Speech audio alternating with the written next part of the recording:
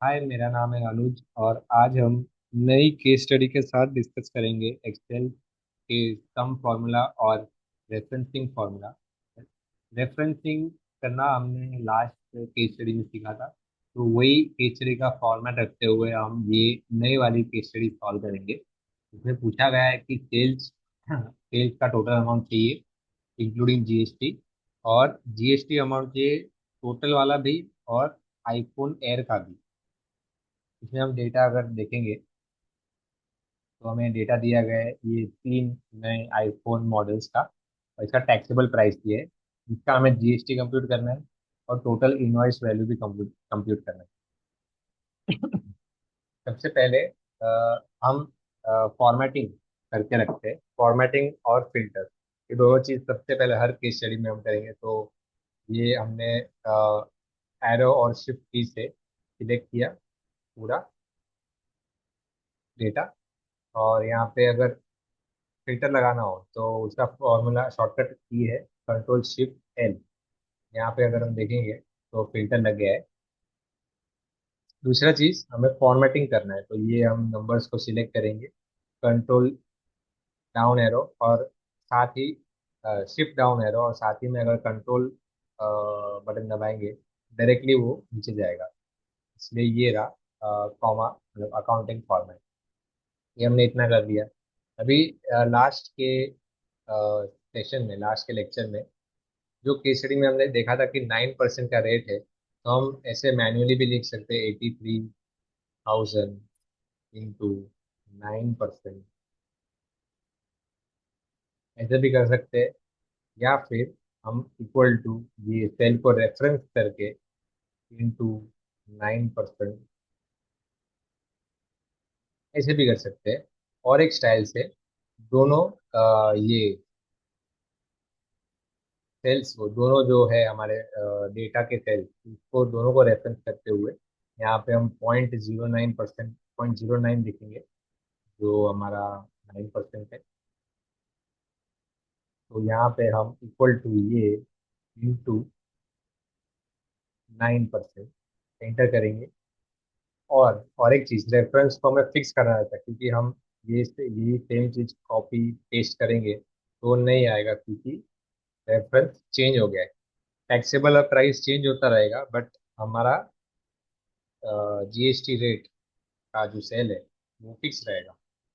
हम यहाँ पे फ्रीज करेंगे सेल को। अभी सेल के अंदर जाने के लिए F2, किसी किसी कीबोर्ड में फंक्शन FN का भी कीबोर्ड की रहता है, तो F2 नॉर्मली अगर करेंगे तो नहीं होता है, FN और F2 साथ में करेंगे तो होता है।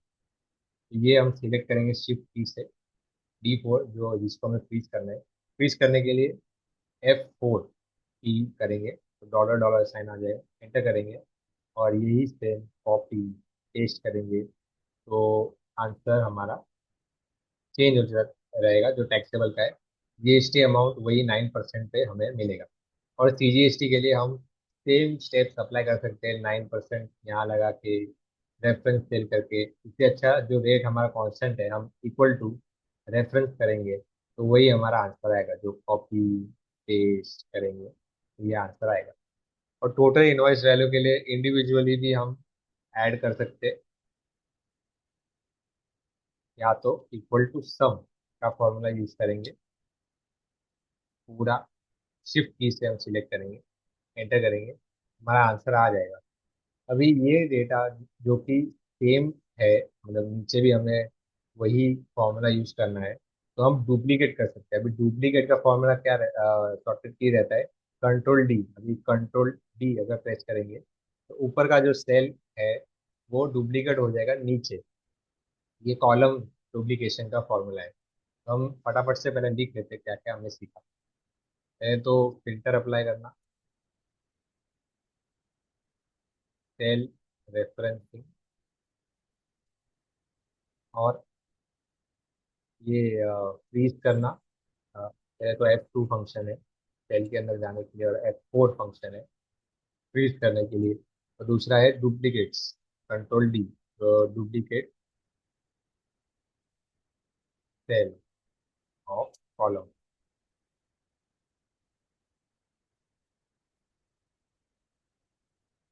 ओके। तो हम यहाँ पे अगर पूरा ही अगर हमें चाहिए सिलेक्ट करना, तो हमें ये पूरा अगर सिलेक्ट करेंगे, समझो हमें डायरेक्टली कंट्रोल डी यूज करना हो पूरा डेटा के लिए, कंट्रोल डी करेंगे तो होगा नहीं, क्योंकि वो डुप्लीकेशन तभी एक्टिव होगा सिंगल सेल के लिए, वो ऊपर का सेल का रेफरेंस ले लेगा। पर हमें अगर पूरा रेंज से डुप्लीकेशन करना है, तो वो सेल सिलेक्ट करके ही नीचे हमें जाना होगा ब्लैंक सेल्स में। ये सेल और ब्लैंक सेल्स को अगर हम सिलेक्ट करेंगे, कंट्रोल डी करेंगे, तो हमें फॉर्मूला मिल जाएगा।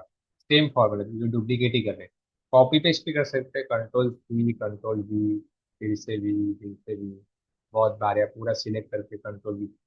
ऐसा ना करें, इससे अच्छा हम डुप्लीकेट ही कर देंगे पूरे कॉलम में जितने भी हमारे पास अमाउंट्स है, तो वो सेल और नीचे का और एक जितने भी सेल्स को हमें चाहिए, कंट्रोल डी करेंगे तो हमें मिल जाएगा। तो फटाफट से बाकी के जितने भी है यहाँ पे ऐसे ऐसे करेंगे तो कंट्रोल डी यूज नहीं होगा। सेल को करते हुए पूरा रेंज अगर करना हो डुप्लीकेट, तो कंट्रोल डी करना होगा। तो हम फटाफट से ये पूरा अगर सिलेक्ट करेंगे शिफ्ट की से और एरो कीज दबाएंगे नीचे तक, तो पूरा जितना कॉलम में सेल्स हमने फॉर्मूला लगाया हुआ है उसके लिए कंट्रोल डी करेंगे तो आंसर मिल जाएगा। अभी हमें टोटल चाहिए, तो हर एक का हम टोटल लेंगे। सम करने का भी शॉर्टकट बताया था, alt equal to. Alt equal to करेंगे तो सब जो ऊपर के सेल्स के अमाउंट्स है वो ऐड हो जाएगा। और यही सेम चीज़ हमें अभी यहाँ पे ऑल्ट इक्वल टू भी बार बार कर सकते हैं, सेम चीज़ होता है, या तो कॉपी पेस्ट करेंगे क्योंकि वही रहेगा अमाउंट्स। अभी पूछा क्या गया है, पूछा ये गया है कि टोटल सेल्स अमाउंट चाहिए, और यहाँ पे हम रेफरेंसिंग कर सकते हैं, बट हमारे पास आईफोन एयर का भी एक अमाउंट चाहिए, तो उसके लिए हम अलग से लेंगे। पहले तो टोटल सेल्स का इंक्लूडिंग जीएसटी लेंगे अमाउंट, इक्वल्स का रेफरेंस किया यहाँ पे, डेटा की शीट में आए, और ये है हमारा टोटल अमाउंट, एंटर करेंगे हमें मिल जाएगा आंसर। टोटल जीएसटी का अमाउंट भी चाहिए, जीएसटी का अमाउंट हमने यहाँ पे निकाला था, इक्वल ये अमाउंट प्लस ये वाला अमाउंट जो है हमारा दोनों जीएसटी का total, S G S T C G S T, enter करेंगे। यहाँ से हमने रेफरेंस किया था लास्ट टाइम, ऑल्टरनेटिवली वहाँ पे सेम जगह पे हम इक्वल टू साइन करेंगे, डेटा में जाएंगे, इक्वल्स में इक्वल्स करके डेटा शीट में जाके ये सेल सिलेक्ट करेंगे, ऐड करेंगे, और नेक्स्ट बाजू वाला सेल सिलेक्ट करेंगे, एंटर करेंगे, तो वही सेम आंसर हमें मिल जाएगा इसका। अभी अलग से आईफोन एयर का जीएसटी अमाउंट पूछा है, तो उसके लिए हमें सब टोटल का फॉर्मूला यूज करना पड़ेगा। तो सब टोटल का फॉर्मूला हम यहाँ पे नीचे अगर यूज करेंगे, इक्वल, पहले तो फिल्टर करेंगे आईफोन एयर का, यहाँ पे जाएंगे ड्रॉप डाउन में, डी सिलेक्ट करेंगे, आईफोन एयर, ओके। भी इसका टोटल अमाउंट है शिफ्ट और एरो की से अगर सिलेक्ट करेंगे जीएसटी का सिर्फ अमाउंट, तो है 1,46,000 के अराउंड है। अगर इस पे हम सम का फॉर्मूला यूज करेंगे, फॉर्मूला, तो वो और भी अमाउंट्स ऐड कर देगा जो हमें नहीं चाहिए, जो हमारे टोटल से ये मैच नहीं करेगा। टोटल हमारा अलग था अगर आप देखो तो 1,46,000, और ये 4 लाख जितना है, तो ये इनकरेक्ट है, तो इसके बदले हमें सब टोटल का फॉर्मूला यूज करना है, सब टोटल। और इसके लिए अलग अलग टाइप के फॉर्मूलाज रहते हैं, हमें 9 सिलेक्ट करना होगा फॉर सब, कॉमा, और रेंज सिलेक्ट करना होगा, रेंज हमारा यहाँ से सिलेक्ट होगा पूरा, एंटर करेंगे, ये हमारा आंसर है। और इसी का रेफरेंस हम यहाँ पे दे सकते हैं, इक्वल टू, डेटा में जाएंगे, ये सेल सिलेक्ट करेंगे, आंसर आ गया। सब टोटल का फॉर्मूला अगर हमने रेफरेंस में रखा हुआ है, जैसे कि ये, अगर हम फिल्टर हटा हटा देंगे, जो यहाँ से हमने क्लियर फिल्टर कर दिया, तो इसका अमाउंट चेंज हो जाएगा, क्योंकि ये हमारा रेफरेंस वाला अमाउंट था, यहाँ पे चेंज हो जाएगा।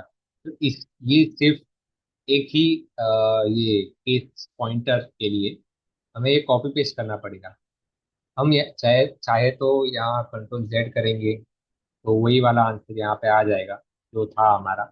बट ये सब टोटल का फॉर्मूला डायनामिक रहता है, जब भी फिल्टर चेंज होता है तो ये जितने भी अमाउंट से ये खुद चेंज हो जाता है, तो इसलिए हम इसको कॉपी करेंगे और डायरेक्टली पेस्ट नहीं करेंगे, कंट्रोल ऑल्ट वी से पेस्ट करेंगे। तो ये हमारे यहाँ पे एज वैल्यू ओके कर देना है, तो ये हमारा आ गया आंसर। यहाँ पे अगर हम फिल्टर भी हटा देंगे हमारा आंसर वहाँ पे चेंज नहीं होगा। यहाँ पे ये तो चेंज होगा क्योंकि सब टोटल का फॉर्मूला है, ये इसी का रहता है क्योंकि फिल्टर ऑफ है यहाँ पे। ठीक है, हमारे लर्निंग्स में हमने सब टोटल का फॉर्मूला फिर से प्रैक्टिस किया और सम का फॉर्मूला। ये था हमारा केस स्टडी। लास्ट टाइम का केस स्टडी डिटेल्ड था, ये टाइम का केस स्टडी थोड़ा क्विक था क्योंकि ये जो रेफरेंसिंग है वो आपको अभी आता है, और केस स्टडीज में प्रैक्टिस आप देखोगे तो आपको आ जाएगा। Okay, thank you so much.